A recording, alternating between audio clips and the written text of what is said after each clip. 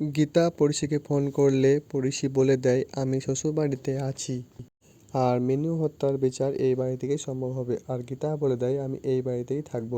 আর গীতাকে চিন্তা করতে বারণ করে ফোনটা কেটে দেয়। আর ওদিকে মুখার্জি বাড়িতে খাবার টেবিলে আর অগ্নিজিৎ মেহেক বাড়ি ফিরেনি বলে চিন্তা করতে থাকে। গীতা ভাবে মেহেকের কোনো বিপদ হয়নি তো। আর গীতার খটকা লাগে। আর গীতা কাবিয়াকে ফোন করে কৃপানের খবর নিলে কাবিয়া বলে পদ্ম আর কৃপান একসাথে বসে গল্প করছে। তখন গীতা বলে পদ্মকে ফোনটা দিতে। কাবিয়া পদ্মকে ফোনটা দিতে না চাইলে গীতার হুমকিতে কাবিয়া পদ্মকে ডাকে। আর পদ্মকে বলে তুমি বলে দাও ভাইয়ার সাথে তুমি ঘরে ছিলে। আর গীতা পদ্মকে বলে কৃপান কোথায়। আর কাবিয়ার কথা মতো পদ্ম বলে দেয় কৃপান বেডরুমে আছে। গীতা বলে তুই সত্যি কথা বলছিস না, আমি সত্যি কথা বলিস তাহলে হ্যাঁ বল, আর তুই মিথ্যা কথা বলিস তাহলে না বল। আর পদ্ম বলে আমি যাব আর আমি নিজের হাতে দাঁড়িয়ে থেকে ওদের বিয়ে দেবো। কাবিয়া পদ্মকে নিয়ে যেতে রাজি হয় আর বলে দেয় তুমি কোনো চালাকি করবে না।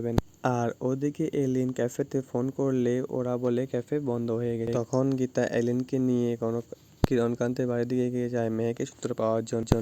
ওদিকে মেহেক আপন মনে ভাবে আমাকে যে করে হোক এখান থেকে পালাতে হবে।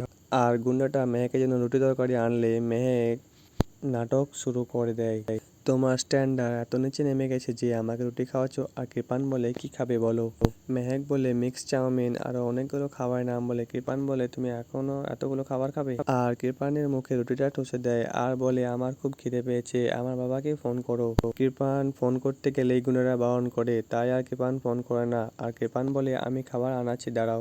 আর গুন্ডাটাকে দিয়ে আনাতে গেলে গুন্ডাটা বলে আমাকে 5 স্টার হোটেলে আটকে দেবে। তখন কৃপান আর গুন্ডাটা মেহেকের জন্য খাবার আনতে যায় দুজনে একসাথে। মেহেক তার নিজের মনেই বলে এবারে কিভাবে পালাবো তার জন্য অনেকক্ষণ থেকে ভাবতে থাকে। ওদিকে পড়শি ঘরে একা থাকলে অধরা পড়শিকে বলে আর অধরা বলে কোর্টে তুমি স্টেটমেন্টটা আমাদের দিকে দাও তাহলে আমি বাকিটা দেখে নেবো। আর তুমি এটুকু করতে পারবে না। আর তখন পড়শি নাটক করে বলে কেন পারবো না, আমি আমার স্বামীর জন্য সবকিছু করতে পারি। আর পড়শি বলে আমি মিনুকে খুব মিস করছি তো আপনি হচ্ছে মিনুর অভাবটা পূরণ করে দেন। আর অধরা বলে কি করতে হবে, চা কফি দেওয়া, আমাকে পায়ে ঘুমিয়ে পড়ে দেওয়া আর একটু আমার সেবা করা, আর কিছু না। সব শুনে অধরা অবাক